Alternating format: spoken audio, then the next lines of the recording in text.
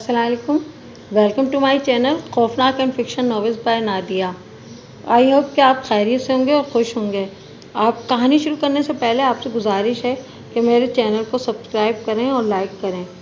आइए शुरू करते हैं इस खौफनाक और पुरअसरार वाक़या से भरपूर नॉवेल बदरू की किस्त नंबर 15। बीबी, हम कुछ नहीं जानते। तुम लोगों को इसी वक्त अपना बोरिया बिस्तर यहाँ से समेट कर जाना होगा। मुझे शक होने लगा है कि कहीं मेरा भांजा नासिर तुम लोगों के काले जादू की भेंट न चढ़ गया हो। ए मिस्टर, तमीज़ से बात करें, समझे? ये हमारी कोठी है, हमारी मिल्कियत है, हम इसे क्यों खाली करें? जीनत भी अड़ गई। शगुफ्ता ने अपने ससुर को समझाने की कोशिश की मगर वो ना माना और यूं वो सब इन्हें पुलिस में जाने की धमकी देकर वापस चले गए। अगर ये बात राज में रखने के लिए टाहली वाले बाबा ने ताकीद न की होती तो यकीनन वो इन्हें आगाह कर देती, मगर अब एक नई परेशानी ने शगुफ्ता को मुतहिश सा कर दिया था। लेकिन जीनत को इसकी मुतलकन फिक्र न थी। उसने शगुफ्ता को तसल्ली दी और कहा, पुलिस को भी आ लेने दो, मैं निपट लूँगी इनसे। इधर नासिर और साजिद बूढ़े गोरकन के बताए हुए रास्ते पर तेज तेज कदमों से टूटी हुई शकस्ता कब्रों के दरमियान चले जा रहे थे। फिर 30 कदम गिनकर वो रुक गए। दिन में भी चार अतराफ हू का आलम था। पूरा कब्रिस्तान सांस लेता हुआ महसूस हो रहा था। हर तरफ आसेबी वीरानी का राज था। इसके बाद वो दोनों बाएं तरफ मुड़ गए। सामने ही पुराना कुआं नजर आ गया। फिर इसके करीब पहुंचकर वो दोनों रुक गए। नासिर ने चारों तरफ नजरें दौड़ाईं तो उसे अपने दाएं जानिब चंद शकस्ता कब्रों को छोड़कर बरगद का वो पुराना पेड़ नजर आ गया जिसके नीचे एक कब्र थी। नासिर भाई, क्या शहीद नेक शाह की कब्र दिखाई दी? मान साजिद ने पूछा। हाँ, आ गई, नजर आओ, नासिर ने कहा और फिर उसका हाथ पकड़ के बरगद तले इस कब्र के करीब पहुंचकर रुक गया। कब्र कच्ची थी मगर ठीक हालत में थी। इसके आसपास की मिट्टी देखकर अंदाज़ा होता था कि कब्र की देखभाल बाकायदगी से नहीं तो अक्सर व पेशतर ज़रूर की जाती है। कब्र के सिराने कतबा भी मौजूद था। नासिर ज़रा झुककर बकौर पढ़ने लगा। शहीद नेक शाह, नीचे मुख्तसर तारुफ था। भैरों का बहादुर और नेक इंसान जिसने कई सौ साल पहले एक भयानक शैतान सिफ्त इंसान का बड़ी बेजिगरी से मुकाबला करके उसका खात्मा किया और गांव वालों को इस मूजी से निजात दिलाई, मगर इस मुकाबले में वो खुद भी मारा गया। नासिर एक गहरी सांस खारिज करके खड़ा हुआ और साजिद को कतबे की तहरीर से ज़ुबानी आगाह किया। साजिद खुश होकर बोला, इसका मतलब है कि हम अपनी मंजिल के करीब पहुंच गए हैं। हाँ साजिद, हमें आज ही रात बाबा टाहली वाले के बताए हुए हाजरात का अमल करके शहीद नेक शाह की रूह से इस शैतान की रूह के बारे में इस्तफसार करना होगा। मुझे उम्मीद है इस बहादुर शहीद की नेक रूह इस मामले में ज़रूर हमारी मदद करेगी। नासिर ने पुरजोश लहजे में कहा। अब इन्हें रात का इंतज़ार था। दोपहर हो चुकी थी। इन्हें भूख का भी एहसास होने लगा। पानी तो उन्होंने बूढ़े गोरकन की झोपड़ी से पी लिया था। मान साजिद ने खदशा जाहिर करते हुए नासिर से कहा, नासिर भाई, तुम्हें टाहली वाले बाबा की नसीहत तो याद है ना कि हमें ये काम रात की तारीकी में और नहायत राजदारी के साथ करना है? हाँ हाँ, मुझे याद है, नासिर जल्दी से बोला, लेकिन हमें इस बूढ़े गोरकन से भी होशियार रहना होगा। वो हमारी टो लेने की कोशिश कर सकता है। मैं तो देख नहीं सकता मगर तुमने इस बात का ज़रूर ध्यान रखा होगा। हाँ साजिद, तुम बेफिक्र रहो, मैं चौकन्ना रहने की कोशिश करूँगा। आओ अब ज़रा फातिहा पढ़ लेते हैं, नासिर ने कहा और फिर दोनों ने फातिहा पढ़ी। अब पेट पूजा का मसला था। आबादी बहुत दूर थी।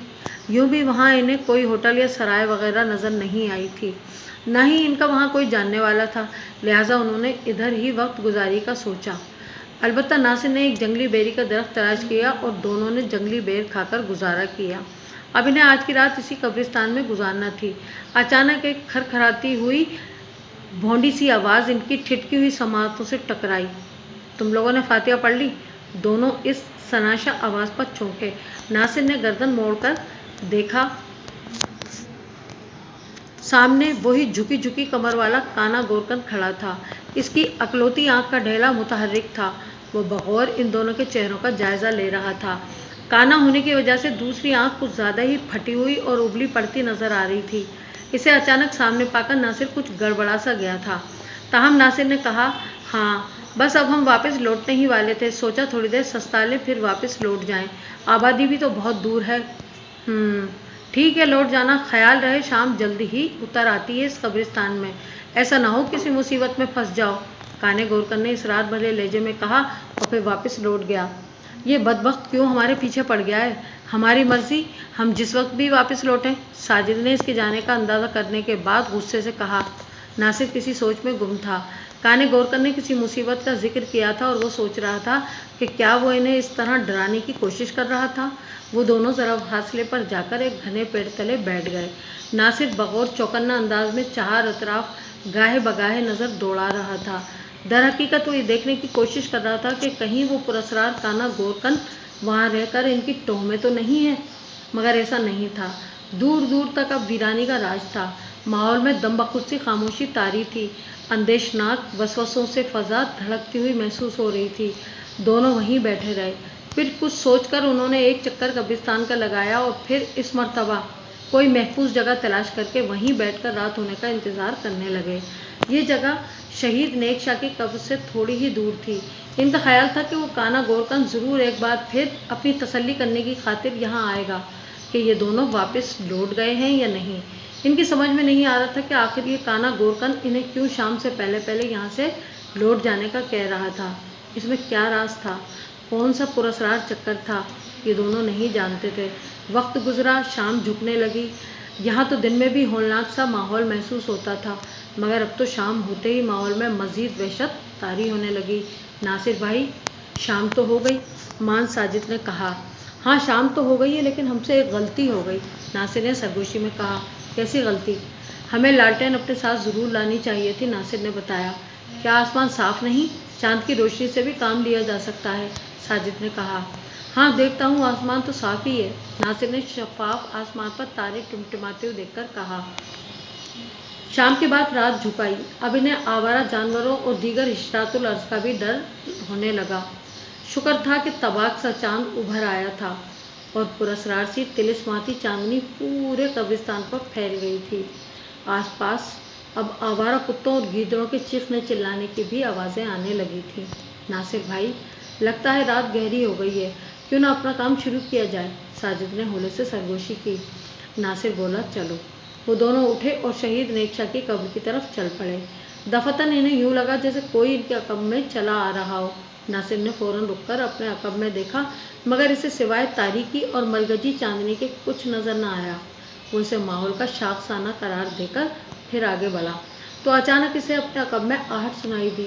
اس نے یکدم گردن موڑ کر عقب میں دیکھا تو اسے ایک سایہ درخت کی آڑ میں چھپتا ہوا نظر آیا۔ کون ہے؟ ناصر نے دھڑکتے دل سے پکارا، مگر کوئی جواب نہ ملا۔ ساجد، تم ٹھہرو ذرا۔ ناصر نے ساجد کو وہیں کھڑا کیا اور اس درخت کی طرف بڑھنے لگا جدھر وہ پراسرار سایہ چھپا تھا۔ وہاں پہنچا تو کوئی نظر نہ آیا۔ اس کے دل و دماغ کو نہ جانے خوف نے جکڑ لیا، تاہم وہ واپس مڑا تو اچانک ٹھٹک کر رک گیا۔ اس نے دیکھا کہ گمسم کھڑے ساجد کی طرف ایک سایہ دبے پاؤں بڑھ رہا تھا۔ اس کے ہاتھ میں کدال تھی، جسے اس نے دونوں ہاتھوں میں پکڑے اپنے سر سے بلند کر رکھا تھا۔ اس کے جارحانہ تیور سے اندازہ ہوتا تھا کہ وہ ساجد پر حملہ کرنا چاہتا تھا۔ ناصر نے بغور دیکھا تو ساجد کی جان خطرے میں محسوس ہوئی اور وہ چشم زدن میں اس سائے کے قریب جا پہنچا۔ پھر اس سے پہلے کہ وہ جھکے جھکے کندھوں والا سایہ کدال سے ساجد پر حملہ کرتا، ناصر نے بڑے زور سے اسے دھکا دیا۔ سایہ پرے جا گرا، کدال اس کے ہاتھ سے چھوٹ کر نیچے جا پڑی۔ ناصر نے دیکھا کہ وہ کانا گورکن تھا۔ اسے حیرت کا شدید جھٹکا لگا۔ اس کی سمجھ میں نہیں آیا کہ یہ کیوں ساجد کی جان کا دشمن بن گیا تھا۔ ادھر کانے گورکن نے بھی اٹھنے میں زیادہ دیر نہ لگائی۔ اس کے چہرے پر درشتی کے آثار تھے اور اکلوتی آنکھ میں بڑی خوفناک سی چمک تھی۔ اس نے دوبارہ کدال اٹھا کر اپنے دونوں ہاتھوں میں پکڑ لی تھی۔ پھر وہ ناصر کو گھور کر غصیلے لہجے میں بولا، میں نے تم لوگوں سے کہا تھا نا کہ شام ہونے سے پہلے دفع ہو جانا، ورنہ کسی مصیبت میں پھنس جاؤ گے، اب بھگتو۔ یہ کہہ کر وہ کدال اپنے ہاتھوں میں تولتا ہوا جارحانہ تیوروں کے ساتھ اس کی طرف بڑھنے لگا۔ ناصر بھی محتاط ہو کر کھڑا ہو گیا تھا۔ ساجد البتہ بیچارہ حیران و پریشان کھڑا تھا۔ ناصر نے چلا کر کانے گورکن سے کہا، ہماری مرضی، ہم یہاں سے جائیں یا نہ جائیں، تم کون ہوتے ہو ہمیں یہاں سے واپس لوٹنے پر مجبور کرنے والے؟ کانے گورکن نے عجیب سے خوخار لہجے میں غرا کر کہا، بکواس مت کرو، اب تمہارے لوٹنے کا سمے بیت چکا، اب میں تم دونوں کی ادھر ہی قبریں بناؤں گا۔ ناصر کے وجود میں خوف کی لہر سی دوڑ گئی، مگر اس نے ہمت نہ ہاری اور بولا، تم ہماری جان کے دشمن؟ ابھی اس نے اتنا ہی کہا تھا کہ اس کانے گورکن نے ناصر پر کدال سے حملہ کر دیا، मगर नासिर ने अपने हवास बहाल रखते हुए इसके कुदाल वाले दोनों हाथों को रोका और उससे कुदाल छीनकर पेट में एक जोरदार लात रसीद कर दी। काने गोरकन को शायद नासिर से ऐसे बहादुरी की तवक्को न थी। वो पेट पर लात खाते ही खरखराती आवाज़ से कई कदम पीछे हट गया। इसके चेहरे के तासुरात मजीद बिगड़ गए और चेहरे पर होलनाक दुरुस्ती उमंड आई। नासिर का ख्याल था कि अब ये काना गोरकन वापस भागने पे मजबूर हो जाएगा, मगर दूसरे ही लम्हे उसने देखा कि इस काने गोरकन ने खड़े होते हुए उससे कहा, मैं अच्छी तरह जानता हूँ कि तुम दोनों यहाँ किस नीयत से आए हो, मगर मैं तुम्हें तुम्हारे मकसद में हरगिज़ पूरा नहीं होने दूंगा, क्योंकि मैं खुद मुक़द्दस जाफ़र मूस का पुजारी हूँ। मैं तुम दोनों को एक आखिरी मौका दे रहा हूँ, क्या अब भी वक्त है यहाँ से फ़ौरन चले जाओ। नासिर और साजिद इसकी बात पर चौंके। काने गोरकन ने खुद को किसी जाफ़र मूस का पैरोकार बताया था, मगर ये था कौन? इस बारे में इस्तफसार करने की हिम्मत साजिद ने ही इससे की और बोला, ये जाफ़र मूस कौन है? मुक़द्दस जाफ़र मूस बोलो। वो काना गोरकन दुरुस्त लहजे में बोला। वो नाकाबिल तस्खीर पुरस्रार कुव्वतों का मालिक था, लेकिन आज से कई सौ साल पहले ज़मान शाह नामी इंसान ने इसके साथ जंग लड़ने की जुर्रत की। इसने मुक़द्दस जाफ़र मूस को मौत के घाट उतार दिया, मगर खुद ज़मान शाह भी न बच सका। मुक़द्दस जाफ़र मूस जिस्मानी तौर पर तो मर चुका है, लेकिन इसकी रूह अब भी भटकती रहती है। ज़मान शाह ने इसे यहाँ से दूर अपने एक दूर परे के रिश्तेदार के घर में दफना दिया था, क्योंकि वो मुक़द्दस जाफ़र मूस की पुरस्रार ताकतों से खूब वाकिफ़ था और जानता था कि जाफ़र मूस किसी भी वक्त दोबारा ज़िंदा हो सकता है।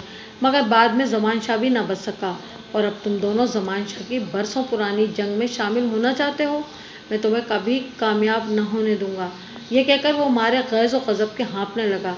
नासिर और साजिद मबहूस से उसकी ये बातें सुनते रहे।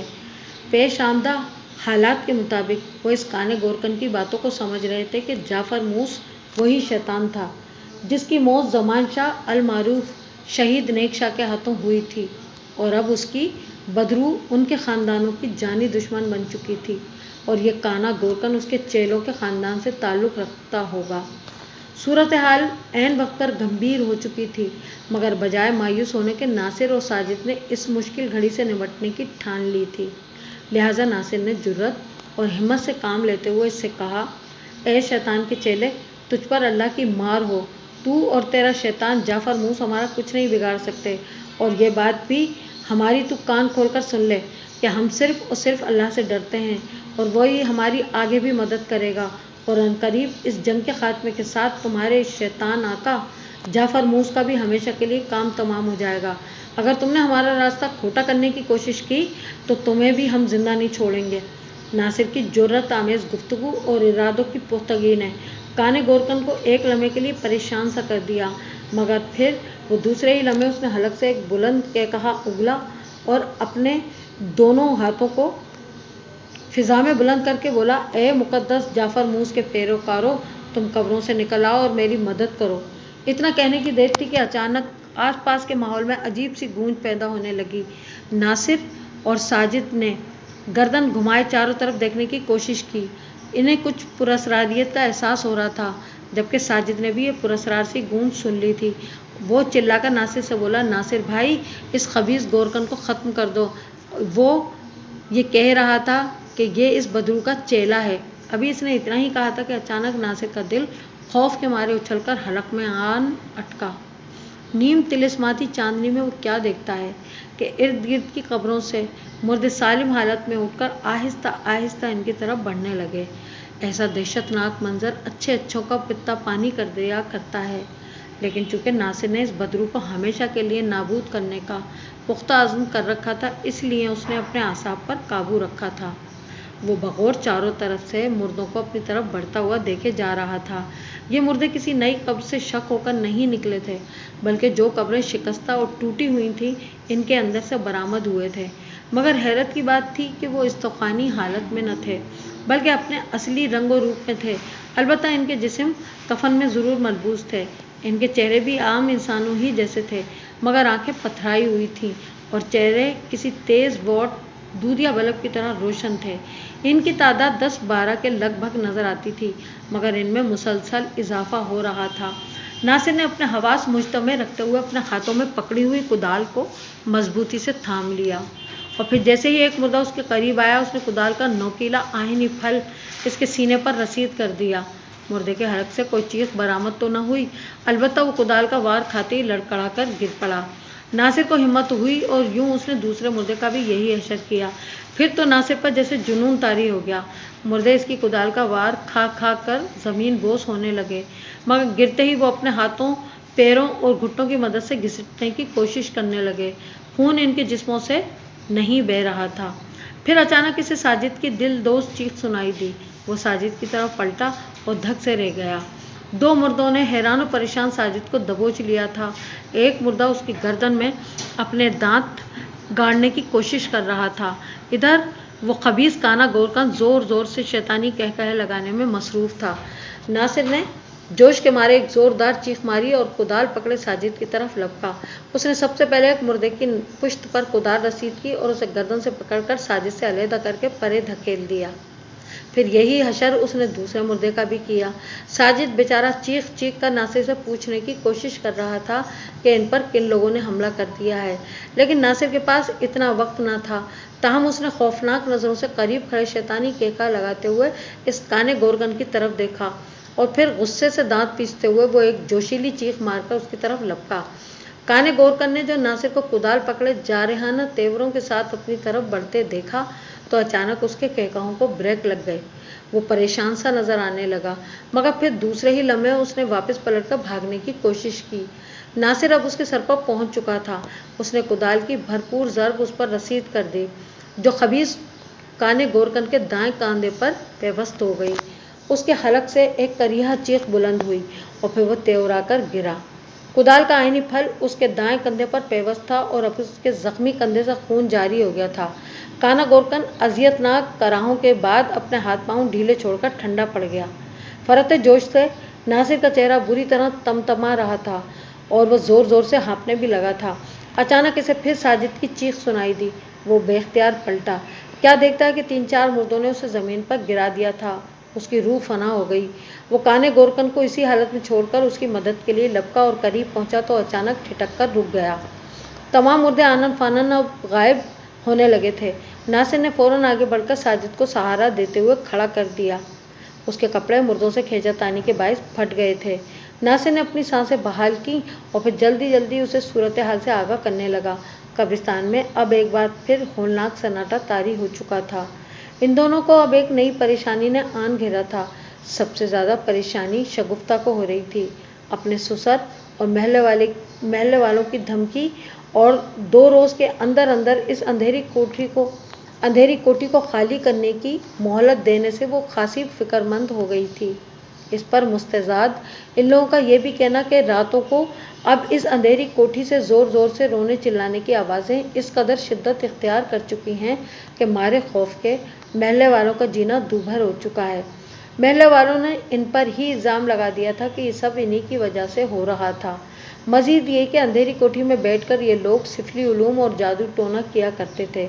शफकत और महल्ले के चंद लोग पुलिस बुलाने की भी धमकी दे चुके थे, लेकिन शगुफ्ता की ये बनिस्बत जीनत कुछ ज़्यादा परेशान ना थी।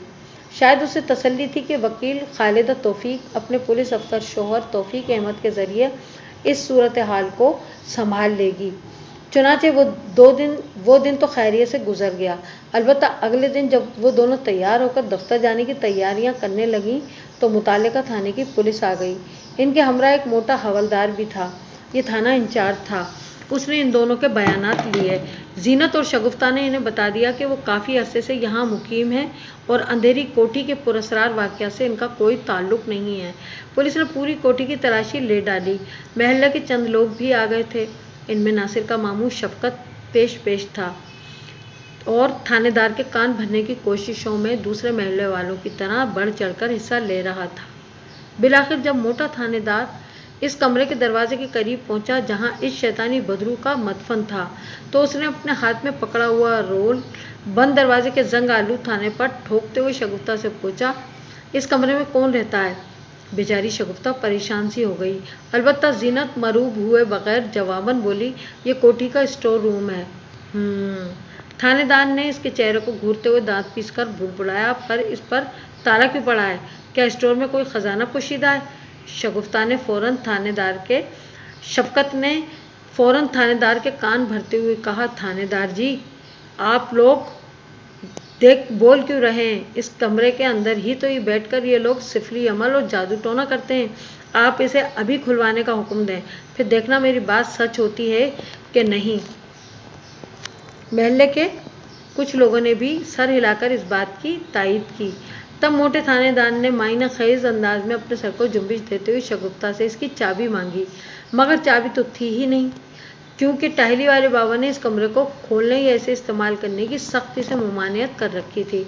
चुनाचे शगुफ्ता के इस जवाब पर कि चाबी खो गई है, इसके शबहात को मजीद तक़वियत मिली और यूं मोटे थानेदार ने कड़कदार लहजे में अपने सिपाहियों को हुक्म दिया, ये ताला तोड़ दो।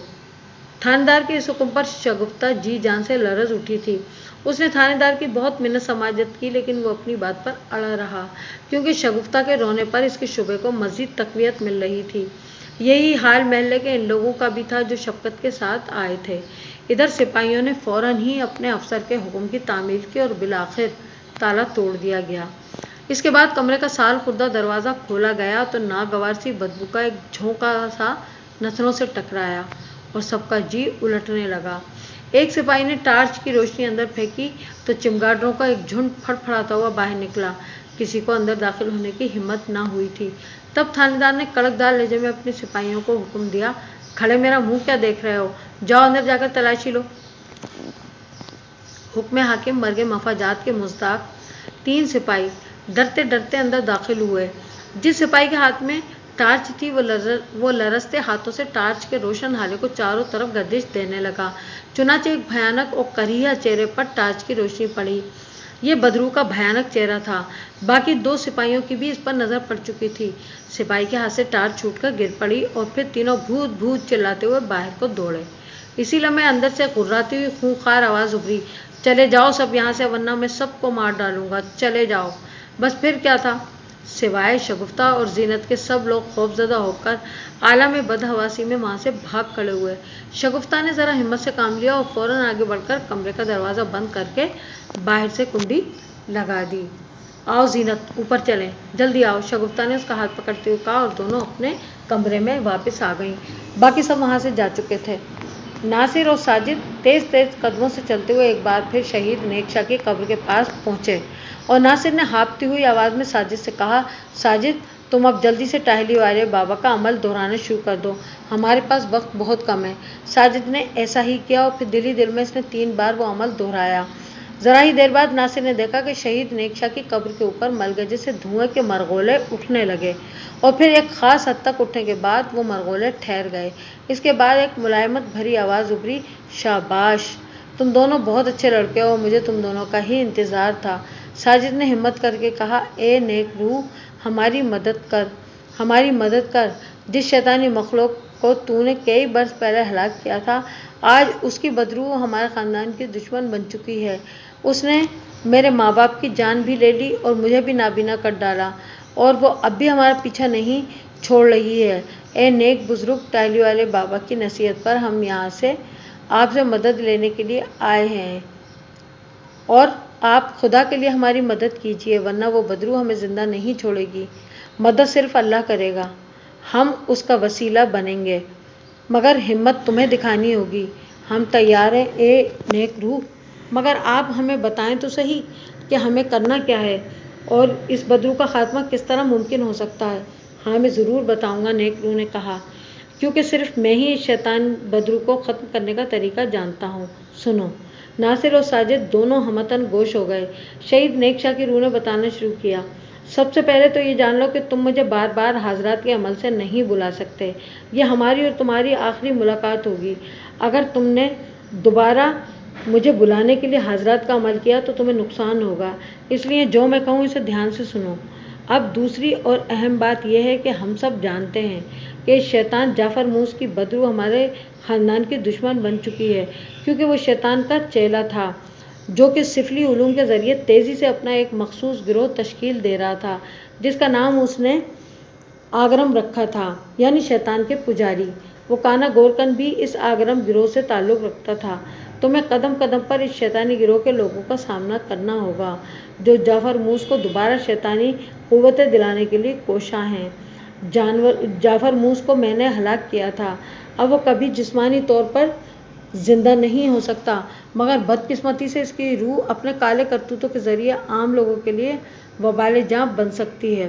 ताहिली वाले बाबा के मशवरे पर तुमने सख्ती से अमल करना होगा और इस अंधेरी कोठी को गैरबाद नहीं छोड़ना, क्योंकि वहाँ जाफ़र मूस का नापाक मदफन है। जाफ़र मूस की बदरू को सबसे पहले अपने इस मदफन की तरफ लौटने पर मजबूर करना होगा।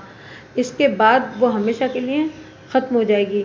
जाफ़र मूस की बदरू को किसी तरह अपने मदफन की तरफ लौटने पर मजबूर करो। ये मैं तुमको बताता हूँ कि ये सब कुछ किस तरह मुमकिन होगा और किस तरह हम उसको जाफ़र मूस की रूह को अपने मदफन में वापस जाने पर मजबूर कर सकते हैं।